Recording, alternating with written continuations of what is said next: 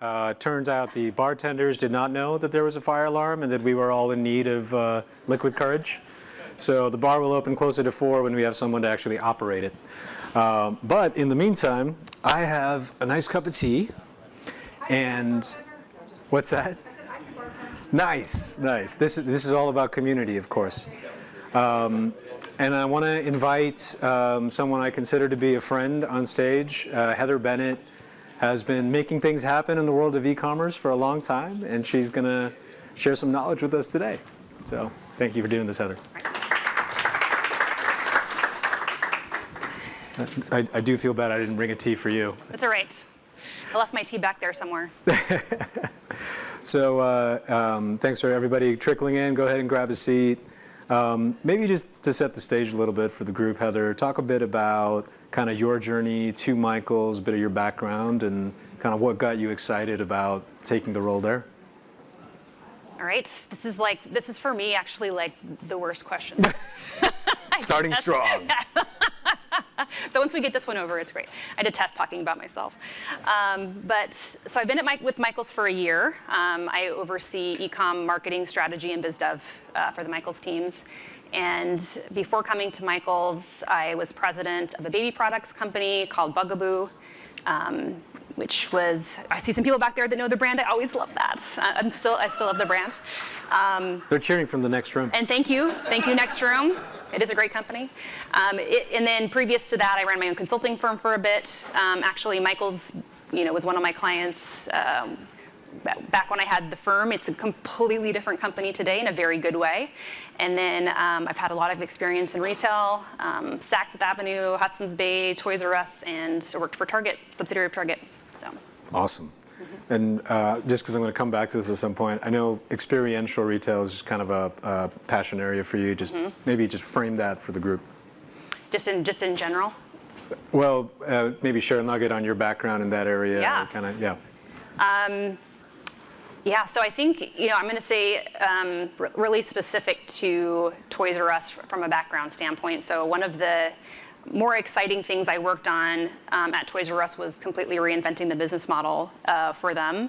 And we turned a Babies R Us and a Toys R Us into a completely experiential experience. There were magic wands that you could use to go around and kids could add toys to their wish list. There were huge digital things that would mimic kids' movements. There was an interactive theater in there.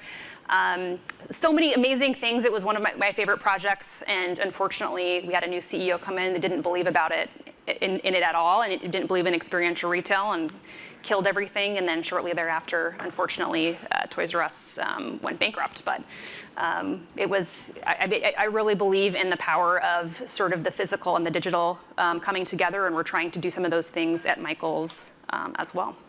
Absolutely. And while that particular story doesn't have a happy ending, I think there's a lot of good learnings that you're carrying forward, and hopefully we'll talk about that today.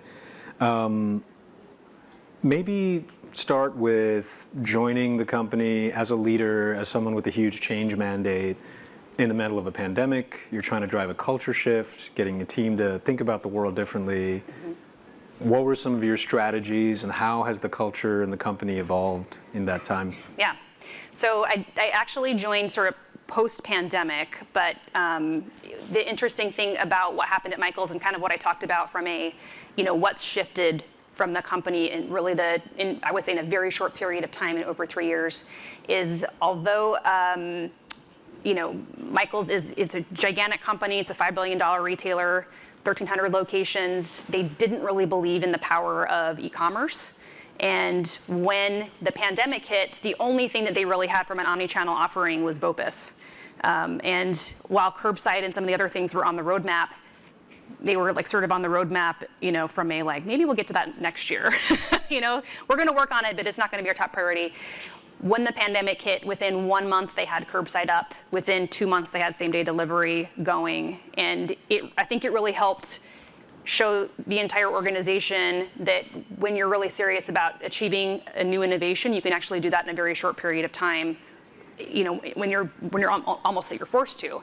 And really what that's helped to do is change the whole culture of Michaels to say, while this digital thing, one, is really important, and two, what are the other interesting innovation and business models that we can look at and we can really go into that is, sort of leapfrogging just the incremental innovation that a lot of big companies sort of get really focused on. Maybe talk a little bit about that kind of urgency. Obviously, always helps drive change. What were some of the ways in which people created kind of a cross-departmental approach, or what are almost like battlefield learnings people can take home that are replicable, right? Maybe next time without a crisis. Right. So yes, and it's so interesting. I think one of the, as I'm really passionate about innovation just in general, and one of the innovation killers is having a million priorities, and because everything technically is a good idea. So the hardest thing to do is kill good ideas. Because yes, that's a good idea, but does that mean that we should be working on it today? Or should we be working on this, putting resources and our money and our investment behind things that are really going to make a bigger difference? And it is so hard for companies to be able to say yeah, that's a great idea, but we're not going to do it. We're going to just get these 3 things done, and that's the things that we're going to focus on. So do you have a prioritization framework or kind of a shared language you use internally to help? At some point, you have to call somebody's baby ugly? That's a great way to put it. Yes. From a framework standpoint, I think it's more of like a philosophy or a culture. So, and it is, what are we going to say no to? And what are we only going to focus on? And we actually just went through this exercise where we started getting far too many strategic priorities, and we said, you know what, these ones, we're not even talking about them anymore from a leadership standpoint, and we're only going to focus on these 4 things because these are the things that we care about getting done. I know you can't go into too much detail, but any personal favorites or ones you can preview with the group? Yeah. Okay. So, I always, when I'm talking internally to the folks at Michaels, there are so many exciting things that we are about to launch, and I can't wait until they're out there, and then I can come and address all you guys and talk to you about the details of those. But just from a preview standpoint, we're going through, and probably many of you here have gone through at some point in your lifetime a replatform and all the hairy details with that. But what this replatform is going to enable for us, one, is that we're going to be launching a marketplace, which is what a lot of retailers are doing today. So it's not hardly, I wouldn't say it's the most innovative thing ever, but I think what it allows us to do specifically to serve our customer is make sure that Michaels is a one-stop shop for arts and crafts, and finding some of those things that we do not offer today to very specific niche hobbyists that we'd like to be able to. We really should be the place that they come to. They should never have to go to Amazon to find something. They should be able to find everything with Michaels. And even more exciting, as we think about our ecosystem and what we're doing from an ecosystem standpoint, and I really believe Marketplace is going to help facilitate this, but we will launch a new business really focused in on handmade goods and the selling of handmade goods. So I like to think about this from a Michaels standpoint as, one, we are a place that you can find inspiration, guidance, and education, which we actually already offer today, and we're building a lot of new things around that specifically. But you can go to Michaels and take free online classes today. You can learn how to knit. You can learn how to use the new tech, the new Cricut machines. You can, just learn how to carve a pumpkin in a way that you may not have been able to do before, if that's what you're excited about. I have small kids. I'm excited about it. Well, actually, we have a kids camp for your small kids, so sign up for that. So we can take the inspiration, education, you can find all the componentry that you need, and then when you're ready, you can also sell on our handmade goods platform. So we will really have the full ecosystem there. So many light bulbs going off for me between some of the comments Brendan from Forrester shared this morning on how retailers really need to embrace their community and think about that journey through to, hey, if they're coming here to make the things they're passionate about, can we also give them a stage to shine on? That's really interesting, and it makes a ton of sense. I guess maybe we'll click back before we click forward. That organizational change where people embrace innovation, these are big new ideas. They're completely different from things Michael's, which has a long history, has tried in the past. So whatever you are able to share, kind of where do you see resistance? Where do you see embrace? How is the culture unlocking these big moves? Yep. So I'm going to give, not related to what I just talked about example, but another project that we're working on. We are piloting, I should maybe even say repiloting, but in-store classes, where we do education and offer a fun experience in store in some of our Dallas markets. And Michael's actually has a history of this. We actually have classrooms built into a lot of our locations, but the business model surrounding in-store classes was not one that facilitated their ultimate success. So there is a long history with in-store classes, and there's not a good, they don't have a good reputation. So what we did, though, when you look at the market again, there are plenty of places that offer painting instruction, painting pottery that are wildly successful. And so, my question would be why can't Michael's, who this is who we are, not be successful in this space? So we need to set up the business model to facilitate that success.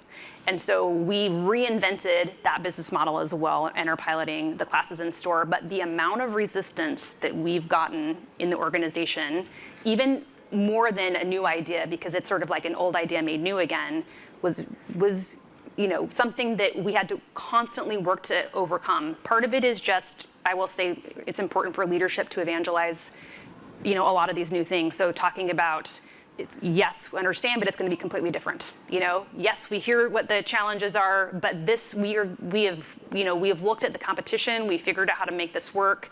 We've got the creative talent and the content development in-house to be able to make this be successful.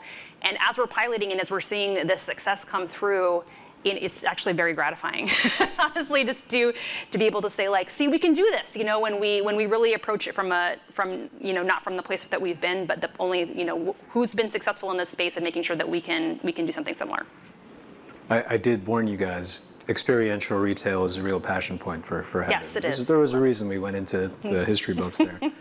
On that topic, I think there's just so many great examples of this happening right now, whether it's just because I dabble a little in music, Guitar Center kind of embracing classes in the store, which they had before, but I think the bar has gone up because a D2C brand like Fender has had a lot of success with their Learn How to Play Guitar app, right? And I think they saw something like a 5x higher affinity to purchase Fender instruments if, the brand is in your face while you're learning to play guitar on any guitar. So is there a world where there's Michael's digital properties, where you're taking folks on a similar journey? Yeah, I think, again, that just for me goes into part of the Fender app example that you give is that's such cool marketing, right? Because I call it stealth marketing. In a way, it's a way to really build loyalty and brand affinity without saying please come shop at Michael's, please come shop at Michael's. And part of what we do, with the online classes that we have today, those are free. We offer a lot of project inspiration today that's free. So it's not, and we give you lists on how to complete it. We provide the instruction, and because we are trying to drive that same brand affinity that you're talking about, so that people, if you come to Michael's to get that, you're going to come to Michael's ultimately for the supplies as well. For sure. By the way, as a quick aside, I think there's so many good nuggets here. If folks have questions, feel free to raise your hands along the way, versus kind of holding questions for the end. Yeah, I love getting that. later in the afternoon, and we'll make it a bit more of a dialogue. So, but what's interesting, Heather, is you're describing a world where a physical store is a destination, right? It's an experiential, draw, and it creates real affinity. It creates a path for customer loyalty. On the other hand, you are also an innovator in curbside pickup, which is kind of the opposite extreme. How fast can you get me out of here? Maybe talk about that tension a little bit and how to find the balance. Is it just having multiple options? Is there a different pathway you're trying to create? So what immediately sprung to mind as you were talking about that, is actually a Toys R Us example. When I was first working at Toys R Us, and 10 years ago, they were actually one of the pioneers of BOPUS in the U.S. Buy online, pick up in store, and they, because of that tension, that exists, they were like, well, we want people to have the convenience of this, and we know this is the future, but we want also people to browse in store and like add on to all the, and add on to the purchases. So how do we do that? And ultimately, what Toys R Us did was they placed the BOPUS counter clear at the back of the store. It's sort of like the milk example at the grocery stores, so that folks had to walk all the way to the back of the store. Actually, Walmart did the same thing too. The challenge with that, of course, is the customer who chooses that channel is purposely choosing it because they want convenience, right? So you're taking the thing that which is kind of what the person talked about this morning in the force, Brendan from Forrester, exactly. Yeah. You're taking that person who's choosing you for convenience and you're making it hard for them. So really, when you talk about like putting the customer first and what they want first, every customer shops you for different reasons. Some people, for Michaels, come to Michaels truly to be inspired. They love to go look at all the colors of the yarns, and they see it, and they can get projects in their mind. They might want a project tear sheet. But some people just want to pick up a kid's activity and go. And you really need to be able to cater to those folks as well, and realize that everybody's going to have a different journey with your brand, and you need to understand what those journeys are and making sure that you have a path for them. It's a perfect setup for a couple of our questions here. Go ahead. Oh, yeah. Jump in. So with respect to Michael's, my last experience was to frame an art, and the outcome was fantastic, and the person who helped us was fantastic. I just wanted to know a little more though, because on the process, so many options that were available, that the number of conversations I had with my wife, I was just trying to figure out, do you have any experiential digital ability to play around with these frames and make some point of view even before entering the store? Yes. Did everybody hear the question? Should I repeat it? We're good? Okay, sorry. Yeah, that's it. It's actually another thing that we have on our roadmap, but actually got deprioritized. So it's interesting that you bring that up. But custom framing, I know you're talking about the custom framing experience, which is one of the things that you can get if you go into a Michaels store. And you are right. It is I would say probably the experience as you describe it. It can be very overwhelming, right? And there's so many choices of frames, or so many choices of mats that you can get. What kind of glass do you want on that? Do you want the real glass, or do you want the acrylic glass? Do you want non-glare? So there is a lot of choices, and there is an absolute digital experience that could make that so much easier, including be able to put your art, be able to take a picture of your art, so you have sort of that virtual experience that we don't offer today. It's a huge opportunity that we have on our roadmap. It's one of the ones that we deprioritize, interestingly enough, but a clear opportunity there to give the customer, a way to be able to do a lot of sort of almost at-home personalization, as opposed to having to do it while you're at the store and just working with one-on-one with the person in the store. Yep. I think we have one in the corner. Tap it again? Oh, yep. Perfect. So you mentioned this creation of the omnichannel, right, and combining both in-store and online. And I'm just wondering, taking another step further, how do you see Michaels being a part of like the NFT online metaverse space? And are you guys looking to have an omnichannel kind of like storefront there as well? Because that can also, I see a lot of value in that too. I'm just wondering if that's also a big brand, if you're looking to do the same. Yeah.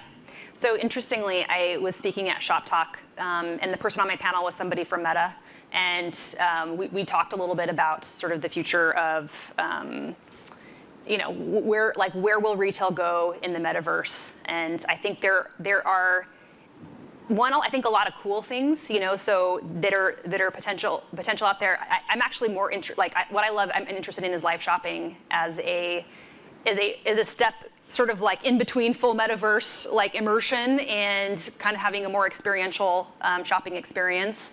But I've heard that will eventually the metaverse be the malls of the future, where everybody goes to the metaverse instead of going to the mall. And while I can see a world for that, I wonder how long it's going to take for us to get there. I think from a Michael's perspective, and kind of what I talked about a little bit before, is if there's a way that makes that frictionless for the customer, or if there's a customer that really wants that kind of experience, then we've got to be there. We've got to be there offering it, right? So I think the customer ultimately is going to dictate retail's path in there. If they're willing to buy, I promise you that retailers are going to be in there offering to sell. So that's kind of, we don't currently have a strategy around that, but that's really where I see it going. There's something to be said for how tactile the customer experience is in a Michael's store, and how do you translate that? Other categories may lend themselves to that better, but go ahead, Vicki. So I'm a huge fan of Michael's. Huge. Love that. I'm a big DIYer, so congratulations. I love the idea of making those community classes somehow work. I've been in it so many times, and I've never been inspired enough to go. That said, I'm wondering, and I would love to know how you are thinking about using influencers, because there's a lot of crafters, and they always post a lot, question. and I'm wondering how that is playing into your strategy, if you're using it online and in store, and there's a lot of localization that you could potentially do that. And the last thing I'm going to say, I'm at Shopify, and I'm so sad that you're not on Shopify, because I would love, love, love to brainstorm with you, but I think the social element would be something that I would be interested to hear about. Yeah. So one of the things that I talked about just a little bit was like the complete transformation of Michael's from 3 years ago to where Michael's is going today. And part of that actually is to do with I'm going to call it our involvement with influencers. We call them makers at Michael's, and how they've become part of our brand ethos. So Michael's from 3 years ago was really all about like discounts. Like that's all we talked about to our customer. So what was on sale today? Is it 50% off, 70% off? That's kind of it. The brand has really changed, and our brand strategy is a lot about how we empower makers to ultimately, deliver on their creative vision and their creative dreams. And that to me is much more inspiring than what's 70% off this week. So if our marketing today, you'll see our influencer partners are actually featured in a lot of our emails. They're featured in our TV marketing, and we're really sort of putting them in the middle of the conversation, when it comes to getting inspired in what somebody else has done, and sort of, in a lot of ways, actually, we've built a number of our influencers' businesses just because of because of the reach that we have from a customer standpoint. We also use affiliate marketing. I'm sure many of you do too with influencers. So we have that program as well, and I think our influencer program is going to continue to evolve. I would say right now we focus on a few, and I really think there's an opportunity for us to, given our maker, like how many people love to be a maker in our maker ecosystems, for us to focus on the many and really have that power to drive our brand going forward. Yeah. Maybe while we're teeing up the question in the back, No more I do questions from feel. you, Andy. No, I'm done. She cut me off. All right, he's ready. So you were saying earlier that one of the hardest things is like focusing on the mission and kind of turning down other good ideas. I guess with the advent of like data being what it is and constantly having new information available, to the NFT, like different opportunities and things like that, what are you focusing on that is, I guess, making you comfortable with putting these ideas on the back burner in the meantime? And is there ever like an opportunity to circle back and say, that was a good idea, that was a bad idea, we should have done that, and we should do it now, type of thing? Yeah, that's a great question.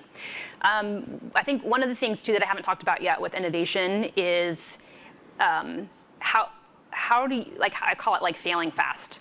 Like, how do you figure out something is a good idea or not very quickly, so you don't spend like 3 years on your one idea that then doesn't work ultimately, right?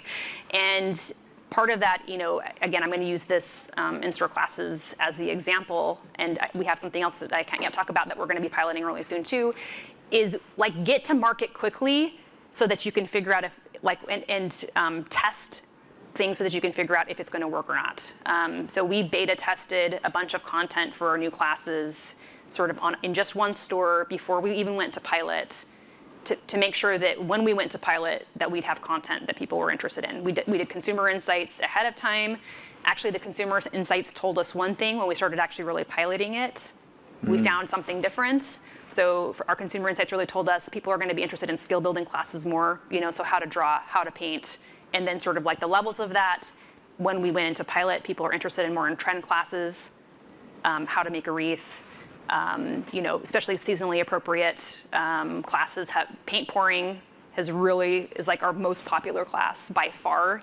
But you can see, it's a trend right now, right? So a lot of people are doing paint pouring, and it's also really messy to do at home. So why not come and do it at Michael's store? I don't think I'm cool enough to know what that is. Oh. Okay, well, you should come take a class at Michael's when you're in the DFW market. But it's basically taking a canvas and you literally dump paint on it, and you can move the canvas around. It makes a very swirly design. You can use hair dryers. You can use chains to pull through. I mean, it's super cool, but it can be very messy. Yeah. Yes, Indy. I feel like we are dancing around this theme of, and it's an overused word in e-commerce, but personalization, how that intersects with loyalty, right? Whether it's transcending into the metaverse, it's that discussion around omnichannel versus, or curbside pickup versus in-store experiential. And the reality is you have to offer all of those things if you're the size of Michael's. Maybe just talk about your vision for personalization and loyalty and kind of lessons learned there. Yeah. So again, I will say in the past 3 years, Michael's really went from zero personalization, probably wasn't zero, I'm sure there was some level of it, to 96-ish% of our messages today are personalized. A couple of actually really cool companies that we've used to help us along that journey. One is Persado.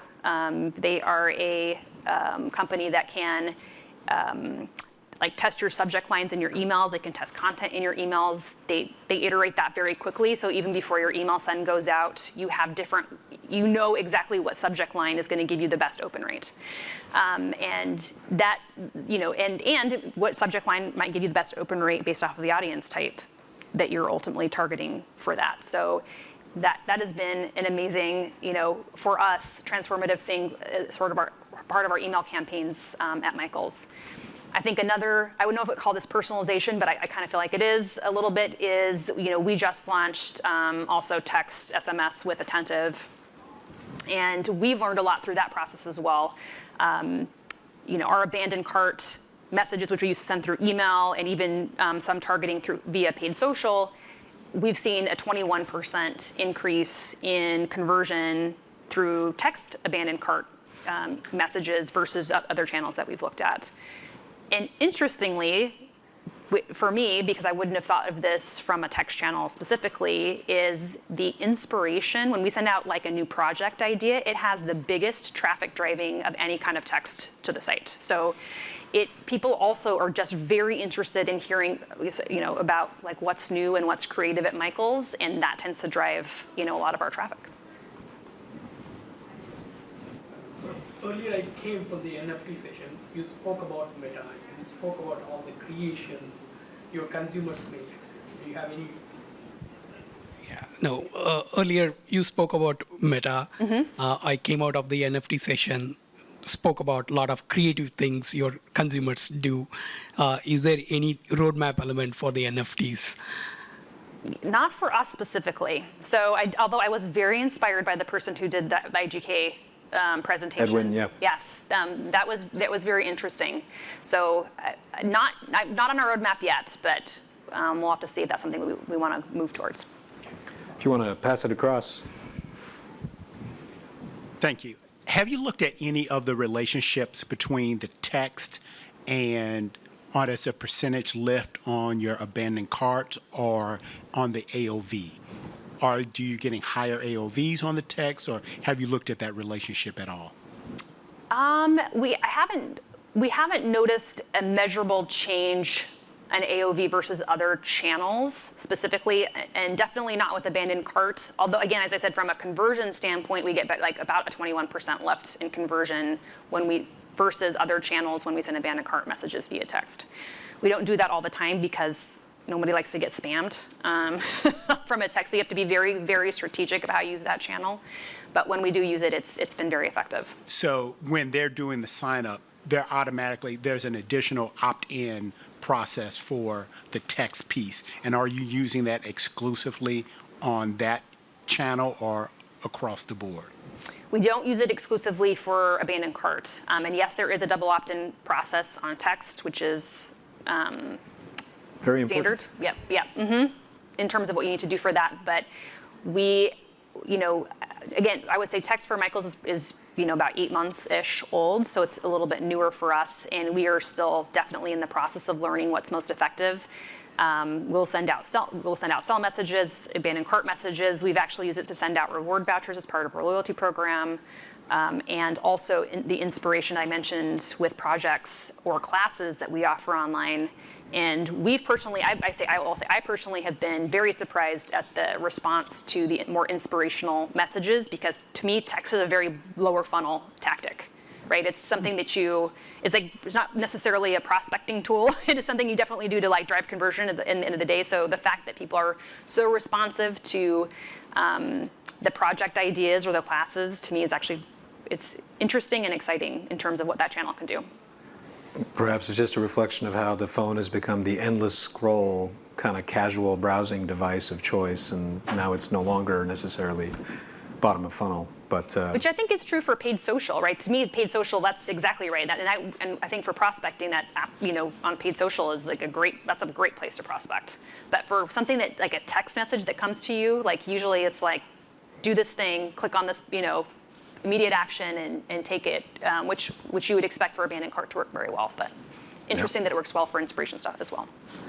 So folks, we are out of time, and it went quick, but maybe one final sort of words of wisdom ask, Heather, and I've been pushing folks today to sort of share a North Star metric. It doesn't have to be math, but something they rally their team around, and it helps them understand their business better. Cal from Samsung talked about return on shopping cart and looking all the way through to the reverse logistics to understand true customer lifetime value and basket value. I think Brendan from Forrester talked about this idea of, do you know your customer's favorite store associate? It's a really interesting question. If experiential retail is the future, is there one you have that's a personal favorite or that you rally your team around? I love sales. Nah. Very obscure metric. No one looks at that. I like those metrics that you mentioned as well. In all seriousness, no, I mean seriously, sales, but this is not a game changer by any stretch. But I do think customer satisfaction, just your general NPS, do customers want to recommend you as a place to shop?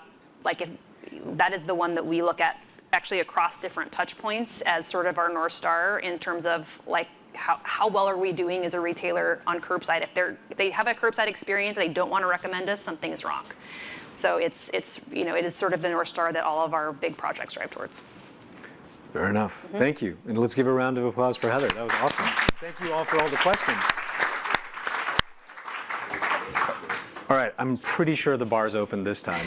And we've got about a 20-minute break before we go to our final panel for the day. We're going to put the rooms back together and get everyone back on the main stage. So thanks for joining.